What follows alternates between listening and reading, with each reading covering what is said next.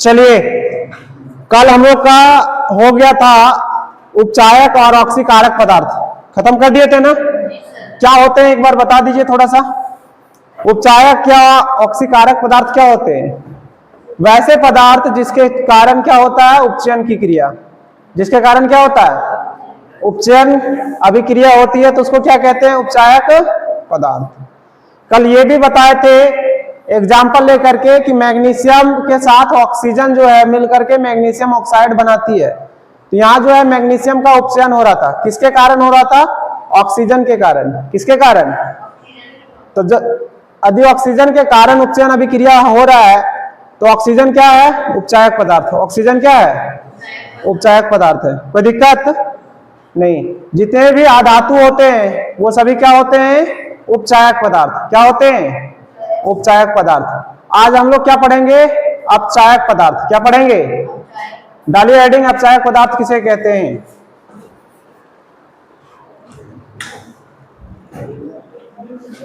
चलिए लिखिए तो।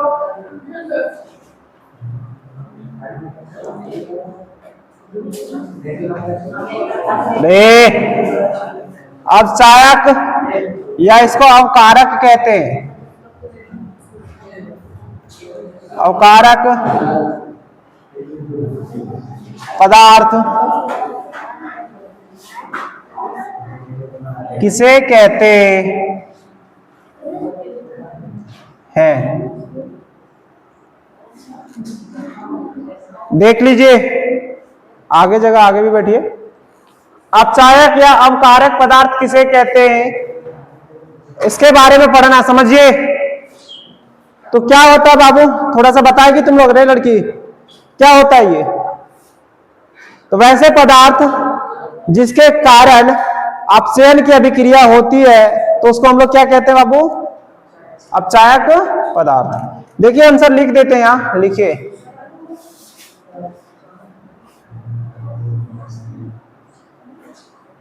वैसे पदार्थ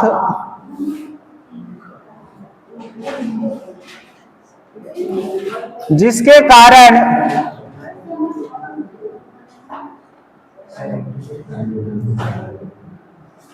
अपचयन की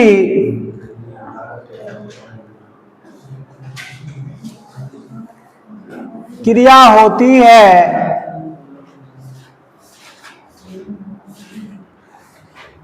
तो उसे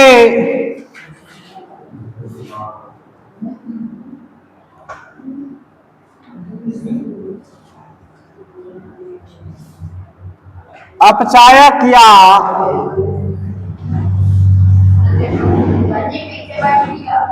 अवकारक पदार्थ कहते हैं। जैसे समझ लीजिए एग्जांपल से, यहां कॉपर ऑक्साइड है। क्या है बाबू, कॉपर ऑक्साइड के साथ हाइड्रोजन अभिक्रिया कर रही है, समझिए। तो ये क्या बनाएगा, कॉपर को विस्थापित करेगा, कॉपर को क्या कर देगा, और हाइड्रोजन ऑक्साइड बनाएगा जिसको हम लोग जल कहते हैं। क्या कहते हैं, जल। ठीक है, यहां क्या हो रहा है उसके बारे में समझिए, लिखेंगे। यहां ए बाबू, अपचयन किसका हो रहा है बताइए तो, अपचयन किसका हो रहा है यहां,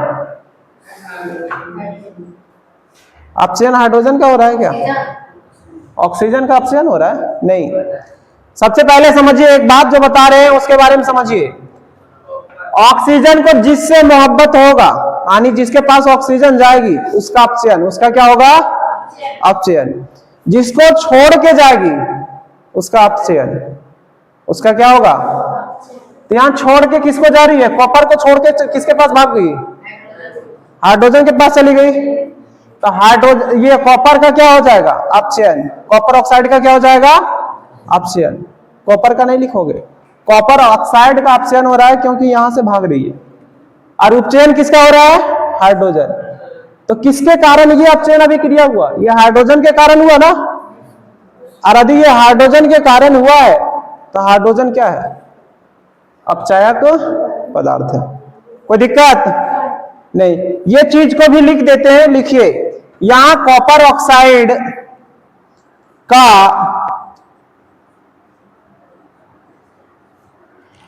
अपचयन हाइड्रोजन के कारण हो रहा है, इसलिए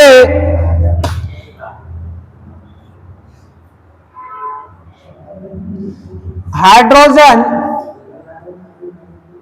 अपचायक है। इस प्रकार गधा के बाप लोग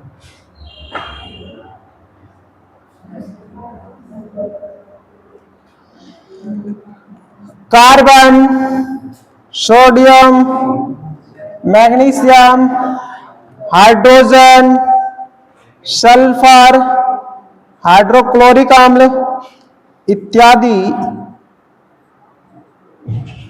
अपचायक हैं।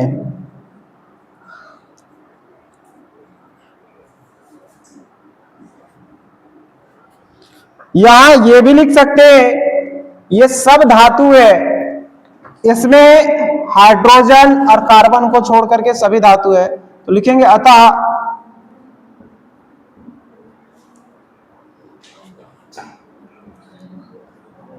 धातुएं अपचायक होता है या होते हैं। चलिए इसको लिखिए और समझिए। अब अरे आप जिस पे बात करने के लिए जा रहे हैं वो आपका मेन अभिक्रिया है जो पूछा जाता है, और ये आप पढ़ेंगे भी, रेडॉक्स रिएक्शन। ये अभिक्रिया क्या है बाबू? अगला रेडॉक्स अभिक्रिया, और ये इंपॉर्टेंट है, वीवीआई लगाएगा इसको।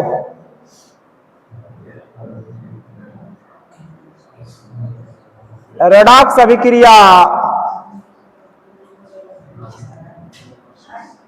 किसे कहते हैं?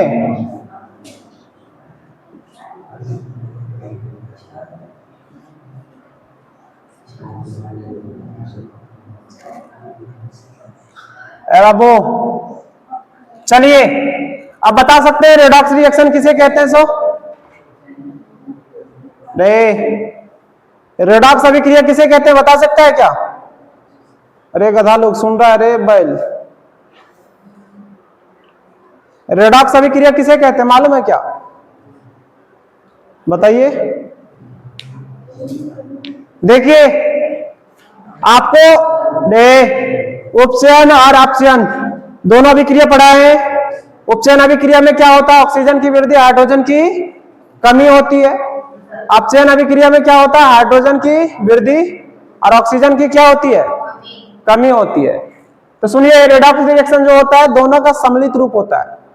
उपचयन अभिक्रिया और अपचयन अभिक्रिया दोनों को अगर मिक्स कर दे तो वो जो सम्मिलित रूप बनेगा उसी को हम लोग क्या कहते हैं? रेडॉक्स अभिक्रिया। तो इसका परिभाषा लिख देते हैं, लिखिए अब आप लोग।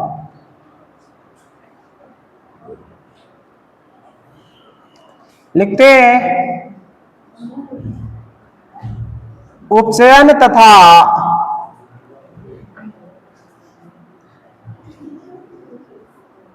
अपचयन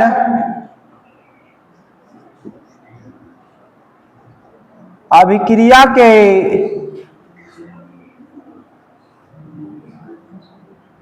सम्मिलित लिख पाओगे तो ठीक है, या तो संयुक्त तो लिख लेगा।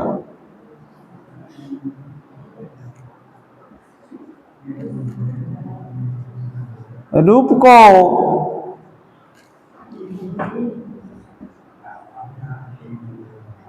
रेडॉक्स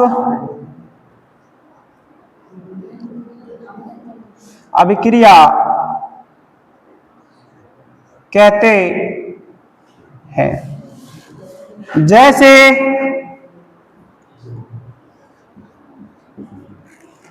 जैसे देख लीजिए, यहां थोड़ा सा समझिए। एग्जाम्पल ले रहे हैं हम, copper oxide plus hydrogen gas है ये। जब ये अभिक्रिया करती है तो कॉपर प्लस जल का निर्माण करती है, इसी का निर्माण करती है ना। आप समझिए बातों को ध्यान से, इधर है बाबू, लिखना पड़ेगा आप ही लोगों को। बताइए कॉपर ऑक्साइड का क्या हो रहा है, अपचयन की उपचयन, क्या हो रहा है बताइए, क्या हो रहा है? अब कोई मुंह खोल नहीं रही है, गलती हो जाएगा। कॉपर ऑक्साइड का यहां क्या हो रहा है, अपचयन हो रहा है कि उपचयन हो रहा है? अपचयन। क्यों? क्योंकि ऑक्सीजन छोड़ दे रही है। ऑक्सीजन क्या कर दे रही है? ऑक्सीजन जिसको छोड़ेगी उसका अपचयन, जिसके पास जाएगी उसका उपचयन। आने ऑक्सीजन की जहां वृद्धि होगी उसका उपचयन, जहां कमी होगी अपचयन। कोई दिक्कत? तो फंसोगे नहीं ना, पूछता है। तो इसका क्या हो गया बाबू? अपचयन। आने इसका रिडक्शन हुआ, इंग्लिश में इसको क्या कहते हैं? रिडक्शन। ऑक्सीडेशन किसका हुआ? तो हाइड्रोजन का। किसका हुआ बाबू? हाइड्रोजन के पास यहां ऑक्सीजन था क्या? नहीं था, कह रहे नहीं थी ना, यहां है ना। तो इसका क्या हो गया? ये उपचयन, यानी ऑक्सीडेशन हुआ। कोई दिक्कत? अरे किसी को दिक्कत है क्या? नहीं। अब लिखिए, एक और देते हैं, आप बताइएगा। एग्जाम्पल क्या है वो समझिए। जिंक ऑक्साइड, यहां कार्बन है, यहां क्या बाबू? कार्बन। ये जब अभिक्रिया करता है या करती है तो जिंक प्लस में कार्बन डाइऑक्साइड का निर्माण होता है। किसका निर्माण होता है? Carbon dioxide. अब यहां बताएगा शिवम, तुम बताओ यहां किसका उपचयन हुआ और किसका अपचयन हुआ है, बताओ।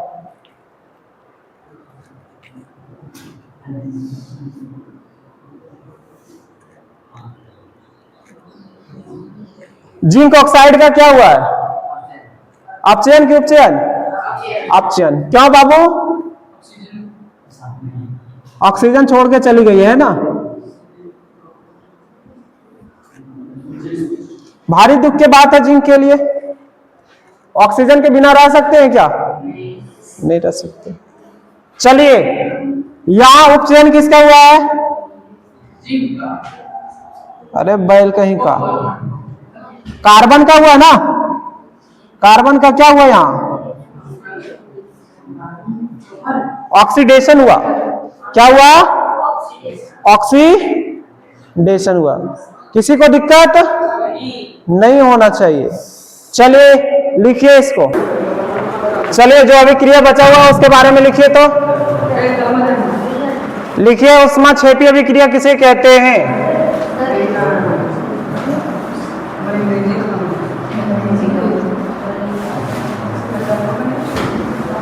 इसको कहते हैं एक्सोथर्मिक रिएक्शन, इंग्लिश में ऊष्माक्षेपी अभिक्रिया।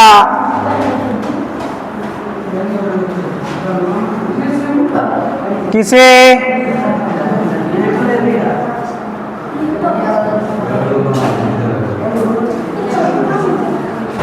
कहते हैं? लिखिए इसको।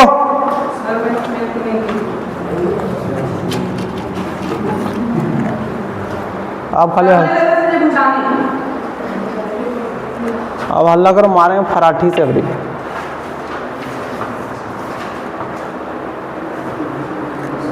हेडिंग डाला, डालिए।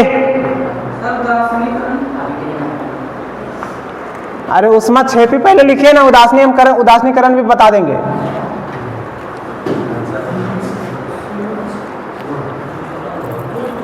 ले समझो, ऊष्माक्षेपी का मतलब क्या होता है सबसे पहले ये समझते हैं क्या? बाबू ऊष्माक्षेपी का अर्थ क्या होता है, समझता है क्या?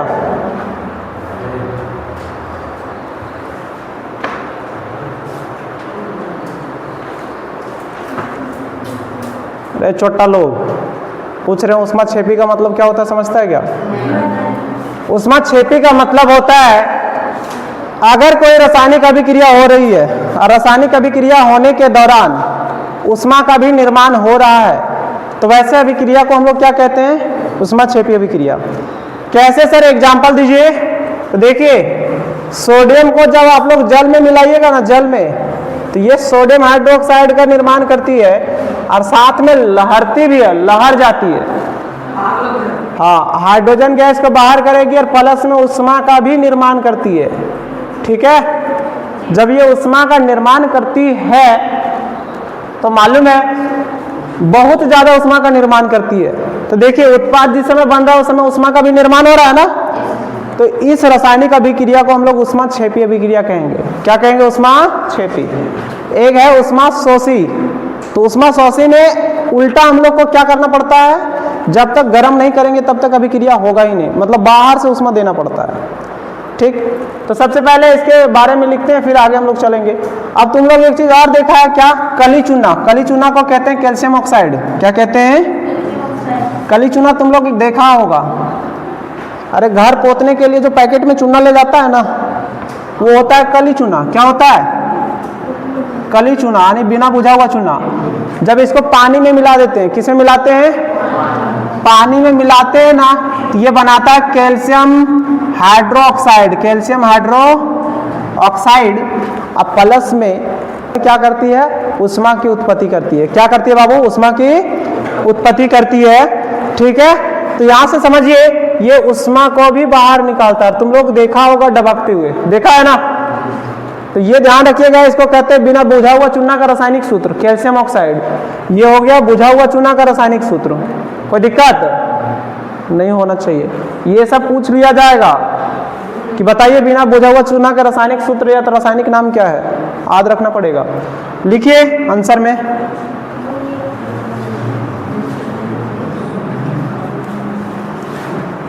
लिखिए वैसे रासायनिक अभिक्रिया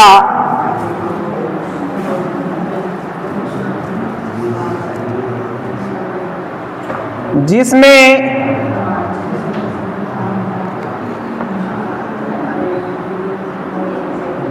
उत्पाद के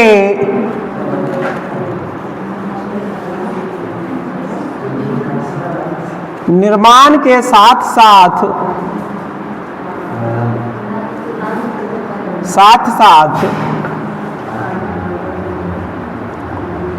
ऊष्मा के भी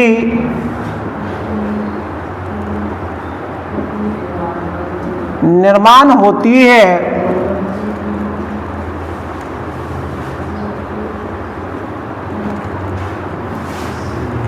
तो उसे ऊष्माक्षेपी अभिक्रिया कहते हैं। इंग्लिश में इसको एक्सोथर्मिक रिएक्शन कहते हैं। क्या कहते हैं? Exothermic reaction. ये रिएक्शन बड़ा खतरनाक होता है।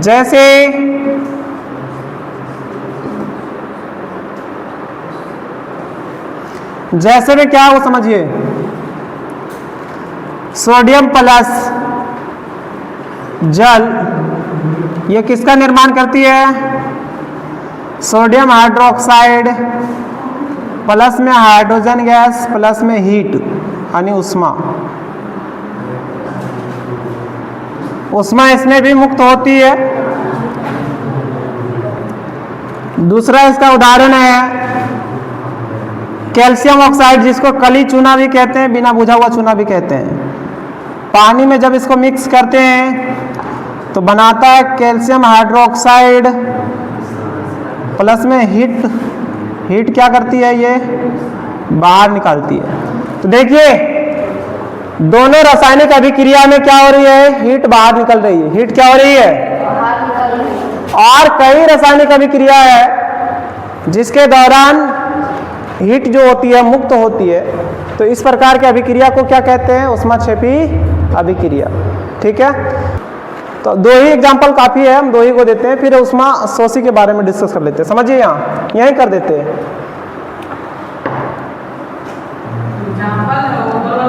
हाँ, ऊष्मा शोषी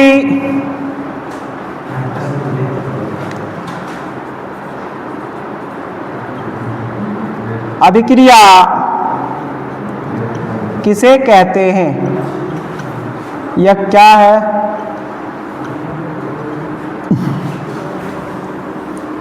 समझिए अब इसके बारे में। ए बाबू समझो, ये ऊष्मा शोषी है, मतलब ऊष्मा का अवशोषण करेगा।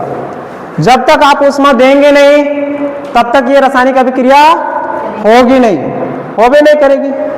ठीक है, कोई दिक्कत? तो अब इसका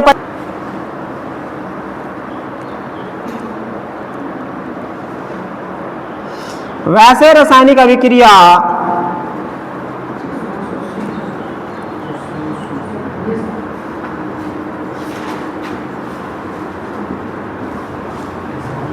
जिसमें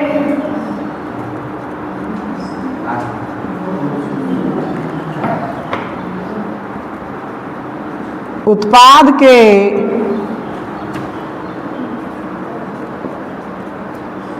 निर्माण के साथ साथ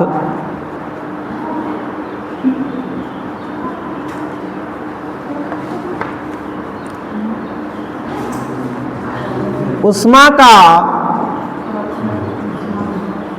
अवशोषण होती है, तो उसे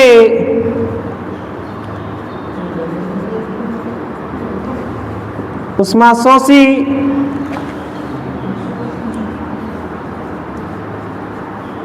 अभिक्रिया कहते हैं। जैसे देखिए, आपका बुक में भी दिया गया होगा, बुक में क्या दिया होगा वो समझिए। यहां रे लड़का, नाइट्रोजन प्लस ऑक्सीजन को मिलाते हैं तो ये नाइट्रोजन ऑक्साइड का निर्माण करती है। प्लस में 4.23 कैलोरी ऊर्जा इसको देना पड़ता है। ठीक है, कैलोरी, और इसमें हीट भी क्या होती है? गायब होती है। तो ये आपका जो है ऊष्मा शोषी अभिक्रिया था।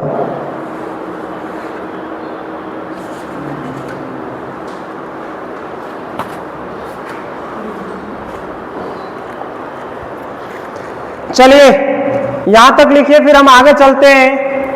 आपका लास्ट अभिक्रिया बचा हुआ है, वो कौन है? उदासीनीकरण अभिक्रिया, वही है ना? इधर वाला हटा देते हैं।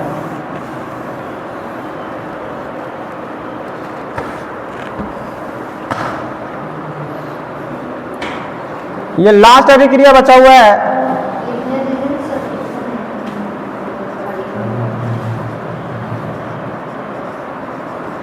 उदासीनीकरण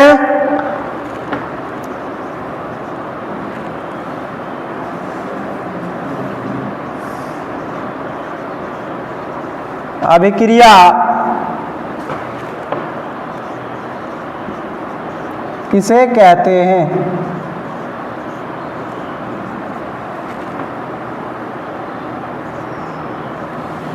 मालूम है उदासीनीकरण अभिक्रिया किसे कहते हैं? नहीं? तो समझिए, उदासीनीकरण अभिक्रिया में अम्ल और क्षारक आएंगे। क्या आएंगे? अम्ल और क्षारक अभिक्रिया करके एक दूसरे का गुण को नष्ट कर देती है। एक दूसरे का गुण को क्या कर देती है? नष्ट कर देती है, और लवण तथा जल बनाती है। लवण तथा क्या बनाती है? जल। लिखिए आंसर में।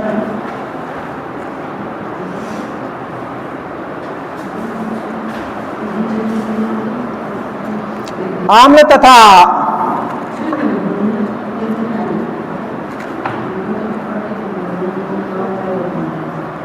क्षारक के बीच होने वाली रासायनिक अभिक्रिया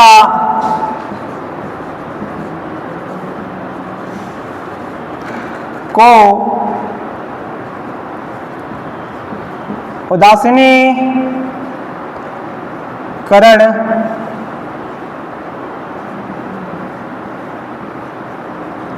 अभिक्रिया कहते हैं।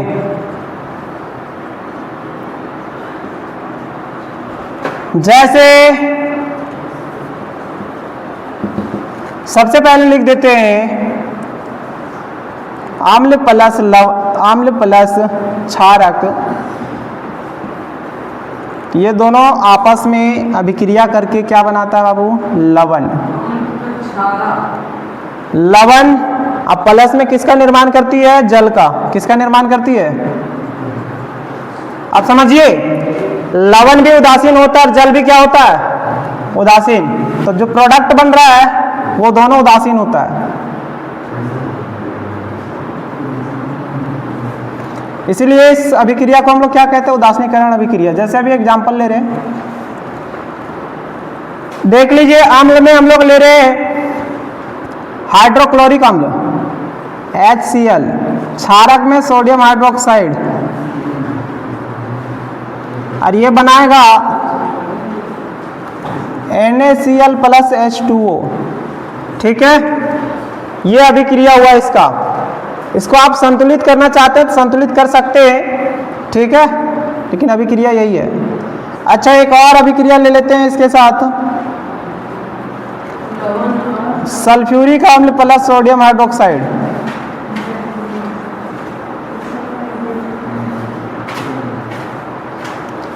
ये क्या बनाएगा? ये भी सोडियम सल्फेट प्लस में जल का निर्माण करेगा। और ले सकते हैं नाइट्रिक अम्ल प्लस में पोटेशियम हाइड्रोक्साइड लेते हैं। ये पोटेशियम नाइट्रेट प्लस में जल का निर्माण करेंगे। चलिए, ये तीन एग्जाम्पल ही काफी है, और भी एग्जाम्पल अगर लिखना चाहते हैं तो आप लिख सकते हैं, है ना। चलिए, अब ये रासायनिक अभिक्रिया का प्रकार आज यहाँ क्या हो जाएगा? खत्म। अब जो है जितना भी क्वेश्चन पूछा गया है उसके बारे में हम लोग देखेंगे। चलिए, आज समय नहीं बच पा रहा है, जिसके कारण आज हम लोग यहीं तक छोड़ रहे हैं। इसके नेक्स्ट वीडियो में हम लोग देखेंगे अब किताब का क्वेश्चन।